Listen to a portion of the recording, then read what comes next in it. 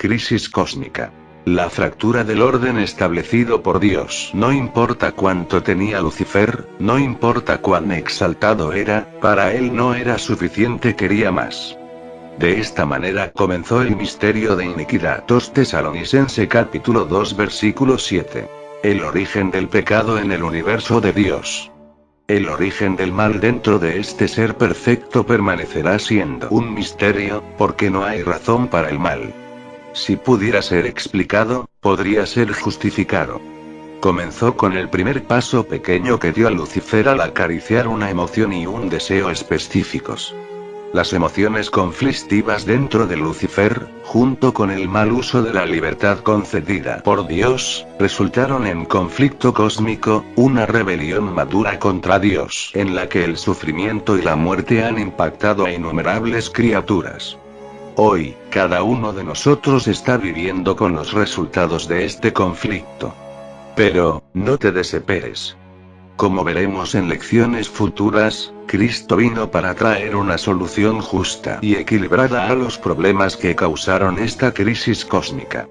El pecado. Su origen. Lee Ezequiel 28, 14 al 17. ¿Qué nos indica esto acerca del origen del pecado? ¿Cómo era Lucifer antes de su caída?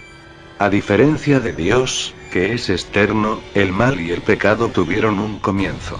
Es decir, hubo un tiempo en el que no existían. Siendo que Dios es amor y santo, y todo lo creado era bueno, el pecado no se originó en él. Ezequiel aclara muy bien que el pecado comenzó misteriosamente en una criatura que fue creada buena. Perfecto eras en todos tus caminos desde el día que fuiste creado, hasta que se halló en ti maldad.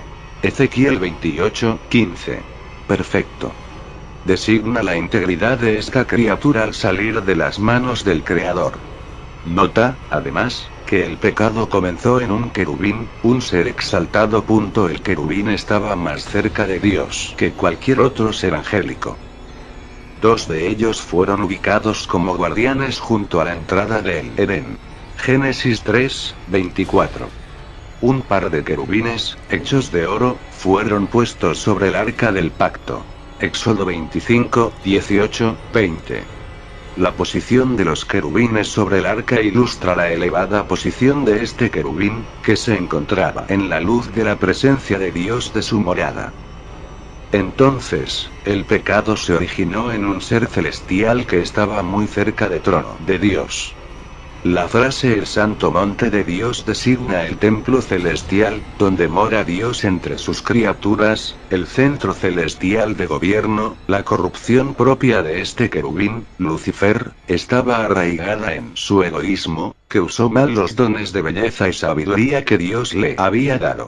Misteriosamente, permitió que sus emociones y sus sentimientos prevalecieran sobre su razón. Y en consecuencia, su integridad se corrompió. Corrompiste tu sabiduría. Ezequiel 28, 17. Dios puso la culpa directamente sobre Lucifer mismo. En lugar de aferrarse al orden divino, de acuerdo con el cual debía usar sus dones para enriquecer a otros, Lucifer se consideró superior a todos los demás en belleza, esplendor y sabiduría. Poco a poco Lucifer llegó a albergar el deseo de ensalzarse, y el orden establecido por Dios se fracturó. Guerra en el cielo. Lucifer estaba involucrado en planear falsas acusaciones contra Dios, y probablemente contra otros seres celestiales. Calumniar es hablar mal con la intención de dañar la reputación de otros, y puede describir el comportamiento de una persona ha elegido ignorar la voluntad de Dios y que estás bajo la condenación divina. Levítico 19, 16 y Jeremías 6, 28, 30. Resulta en división y desorden. 2 Corintios 12, 10. Satanás es descrito, en la Biblia, como el acusador o calumniador del pueblo de Dios, como el adversario, Zacarías 3, 1 y Apocalipsis 12, 10. Satanás no ha permanecido en la verdad, porque no hay verdad en él. Cuando habla mentira, de suyo habla, porque es mentiroso, y padre de mentira. Juan 8, 44.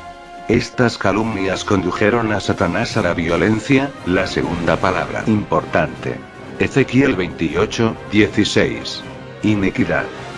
Violencia designa una conducta antisocial que viola el orden establecido por Dios. Es motivada por el odio o el egoísmo, y puede conducir a ataques físicos y sociales.